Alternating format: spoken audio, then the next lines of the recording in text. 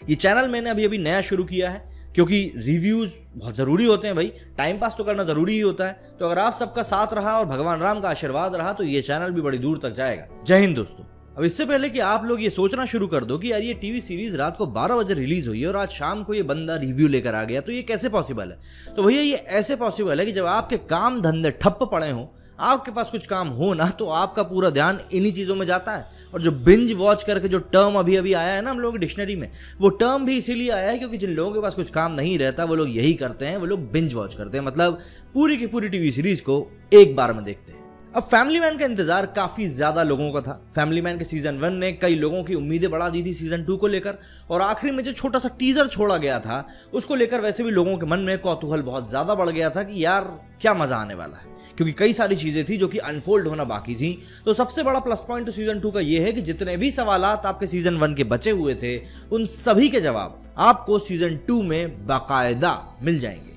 लेकिन family man के season 2 को देखकर एक बात जरूर समझ में आ गई कि अगर आपको पॉलिटिक्स में इंटरेस्ट है तो फैमिली मैन आपके लिए एक्स्ट्रा ट्रीट बन के आने वाला है। क्योंकि देखिए सीजन 1 में जिस तरीके से हमको पाकिस्तान का एंगल दिखाया गया था, उसके बाद सीजन 2 अब हमारे सामने श्रीलंका का एंगल लेकर आया है। मतलब जो भारत के पड़ोसी देश हैं उन सभी को ऐसा लगता है कि फैमिली मैन कवर करने में लगा हुआ है। और सबसे बड़ी बात यहाँ पर जो सोचने वाली है और जो सेंसिटिव भी है, मैं कहूँगा बहुत हद तक, कि जो तमिल लोगों का श्रीलंकन कनेक्शन यहाँ पर दिखाया गया है वो देखिए वो बहुत बड़ा इशू रहा है। मतलब अगर आप भारत के इतिहास के पन्नों को पलटेंगे और पॉलिटिक्स की तरफ ज़रा सा झांकेंगे, और मैं सबसे अच्छा आपको उदाहरण देना चाहूँगा मद्रास कैफ़े जो मूवी आई थी जॉन अब्राहम की, वो इसी टॉपिक के ऊपर थी कि जो ये पूरा इशू है जो कि फैमिली मैन को लेकर भी आया है, जो लिट्टे जिसकी बात की जा रही है, जिसको लेकर कि फैमिली मैन का लगातार विरोध भी हो रहा था, ये सभी जो चीज़ें हैं ये पॉलिटिकली बहुत ज़्यादा बड़ी हैं। और तमिल लोगों के लिए जो लिट्टे ऑर्गेनाइजेशन था वो बहुत ज़्यादा मायने रखता है। वो एक फ्रीडम फाइटर्स की तरह थे उनके लिए। और श्रीलंका में क्या हुआ था, तमिल लोगों के साथ किस तरीके से उनको ट्रीट किया गया था, अगर आपको ये सब चीज़ें नहीं पता है तो I don't think you are the right person to comment on this. लेकिन आपको एज अ मैं कहूँगा जनरल नॉलेज ही आपको ये चीज़ पता होनी चाहिए, क्योंकि राजीव गांधी का जो असैसिनेशन हुआ था वो सभी चीज़ें इन सब चीज़ों से, लिट्टे, श्रीलंका, राजीव गांधी, ये सब चीज़ें इंटरकनेक्टेड है। तो अगर आप इसको एज अ स्टोरी देख रहे हो तो वेल एंड गुड, कोई बात नहीं है।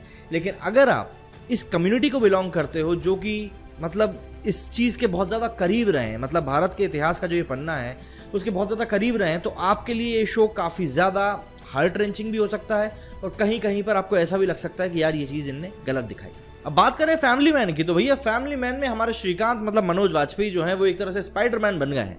मतलब स्पाइडरमैन को हमने देखा है ना किस तरीके से वो बाहर तो पूरी दुनिया कुछ से लड़ता रहता है, अपने देश को बचाता रहता है, लेकिन घर आने पर वो अपनी आंटी के लिए एक दुकान से सामान भी खरीद कर लाता है। सेम यही चीज़ यहाँ पर हमारा श्रीकांत भी करता हुआ दिख रहा है। पहले सीजन में जहां वो थोड़ा सा बैलेंस कर नहीं पा रहा था अपनी पर्सनल और प्रोफेशनल लाइफ को, सीजन 2 में उसने पूरी कोशिश करी है कि वो कैसे भी करके बस एक ये बैलेंस बना पाए। इसलिए वो एक कॉर्पोरेट जॉब भी करने लगा है जहां पे उसका बिल्कुल भी मन नहीं लग रहा है। जेके से पूरे टाइम वो बात करता रहता है।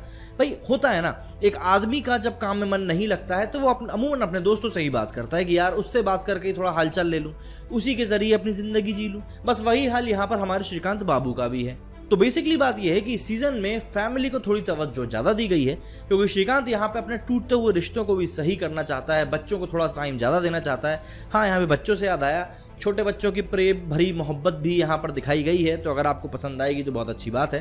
प्लस चाय के साथ मोहब्बत यहाँ पर आपको देखने के लिए मिलेगी। और एक फैमिली मैन के लिए मतलब कितनी ज़्यादा मजबूरी वाली चीज़ें होती हैं, जो मतलब EMI की अगर हम बात कर लें तो EMI ऐसी छोटी चीज़ के लिए हमारा श्रीकांत कितने बड़े आदमी से जाकर एक रिक्वेस्ट करता है कि भाई इसको आप देखिए अगर फ्री करवा सकें तो वो चीज़ देखना एक बहुत ही मज़ेदार चीज़ है, और अधिकतर लोग इन्हीं चीज़ों से कनेक्ट भी कर पाएंगे। अब बात करते हैं उन एस्पेक्ट्स की कि आपको फैमिली मैन का सीजन 2 क्यों देखना चाहिए। सबसे पहले हम रीज़न की बात करते हैं।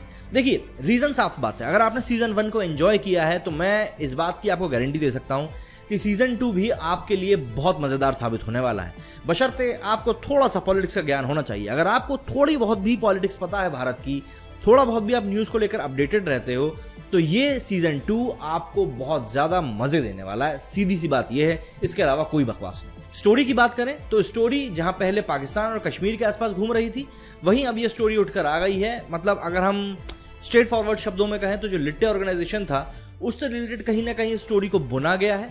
लोगों को ये हो सकता है पसंद भी आए या पसंद ना भी आए, पर जिन लोगों का इस कहानी में इंटरेस्ट है उन लोगों को बहुत पसंद आएगी, क्योंकि यहाँ पर एक अलग एंगल से इस पूरी कहानी को दिखाने की कोशिश करी गई है। इसके बाद बारी आती है म्यूजिक की।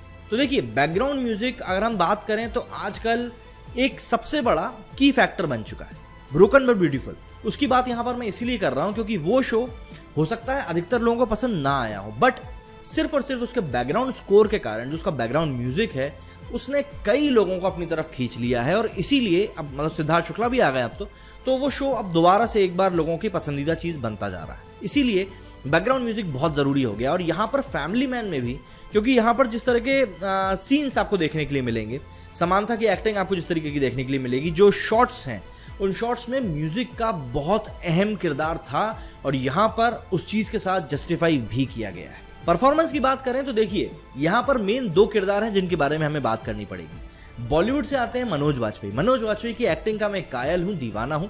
उस बंदे को आप कोई भी कैरेक्टर उठाकर दे दीजिए, वो इतनी सरलता से उसको प्ले कर देगा कि आपको लगेगा ही नहीं कि थोड़ी देर पहले ये गैंग्स ऑफ वासेपुर के सरदार खान थे और उसके कुछ ही देर बाद ये श्रीकांत बन चुके हैं। मतलब इनमें इतनी ज़्यादा वर्सेटैलिटी है कि आप इनके सामने कुछ भी फेंक दें, ये उसको हीरे में बदल देंगे। इसलिए मनोज वाजपेयी की एक्टिंग हम सभी जानते हैं बहुत अच्छी है। लेकिन इस सीरीज में जो सबसे बड़ा प्लस पॉइंट निकल कर आया है वो है राजी का किरदार। इसको आप विलन भी कह सकते हैं या फिर यूँ कह लें कि राजी की कहानी की तरफ से अगर हम देखें तो राजी खुद की कहानी में स्टार भी है। तो ऐसे में राजी का किरदार जो निभाया समांथा ने, वो अपने मतलब साउथ मूवी इंडस्ट्री की बहुत जाना पहचाना नाम है। सिर्फ उनके ही कारण साउथ की जो पूरी कम्युनिटी है, जो कि बॉलीवुड से काफ़ी दूर रहती है, उनको भी इस ओर खींचने की कोशिश करी गई है। और सबसे बड़ा प्लस पॉइंट, अमेजॉन ने इस टीवी सीरीज़ को कई सारी लैंग्वेजेस में रिलीज़ किया है। तो ऐसे में साउथ की कम्युनिटी भी इसको बहुत पसंद करने वाली है। और साथ ही साथ समांथा के साथ कई सारे एक्टर्स हैं जिसको कि इस टीवी सीरीज़ का हिस्सा बनाया गया है। तो ऐसे में इन सभी की एक्टिंग बहुत अच्छी है और समांथा ने जो एक्टिंग करी वो बहुत ही रॉक सॉलिड एक्टिंग है। मतलब कई जगह पर इन्होंने कुछ ना कहकर भी काफ़ी कुछ कह दिया है और यही एक अच्छे एक्टर की सबसे बड़ी निशानी होती है। और आखिरी में जेके जो कि श्रीकांत का बहुत अच्छा दोस्त है, यहाँ पर उसको एक कॉकरोच के साथ कंपैरिजन करते हुए दिखाया गया है। कॉकरोच, क्योंकि कॉकरोच हर एक सिचुएशन को सर्वाइव कर जाता है और जिस तरह की सिचुएशंस में जेके फंसता है उसके ऊपर भी ये बात सटीक बैठती है कि वो हर एक सिचुएशन से बचकर बाहर निकल जाता है। तो इन दी एंड मैं आपसे बस यही कहूँगा कि फैमिली मैन का सीजन 2 वर्थ वॉचिंग है।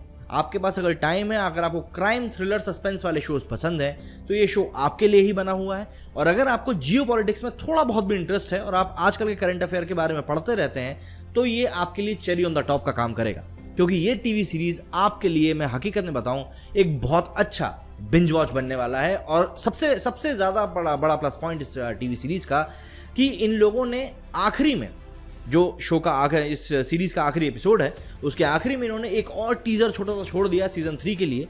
तो ऑब्वियस ही बात है, सीजन 3 को हम एक्सपेक्ट कर ही सकते हैं। तो अगर आपको मेरा ये रिव्यू पसंद आया तो मुझे कमेंट बॉक्स में लिख के ज़रूर बताइएगा। और अगर आप चाहते हैं कि मैं आपके किसी मूवी के ऊपर या टीवी सीरीज़ के ऊपर रिव्यू बनाऊं तो उसको भी कमेंट से मेंशन करना मत भूलिएगा।